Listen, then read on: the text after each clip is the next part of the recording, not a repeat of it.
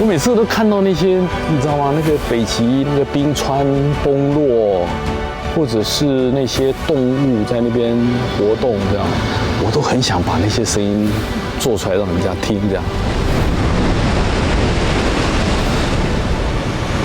那视觉上是满满的画面，大块冰崩落到海里面，那个是非常震撼的。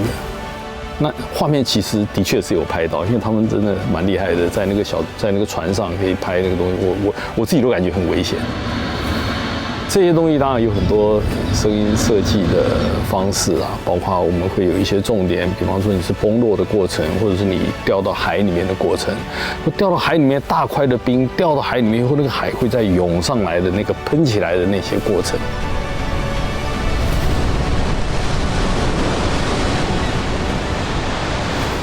然后还有5.1声道，你是喷到左边还是喷到右边呢？你这个海水喷上来说往右边跑，那我们就把那个洒出来的一些声音放到右边的。这些东西如果是你是一个小物体的话，你当然就是小小的，不是，它是非常大的。那个就是我很想要做的事情，我很想要表达出那些，你知道吗？那么大一块冰，然后这样子崩落到海里面。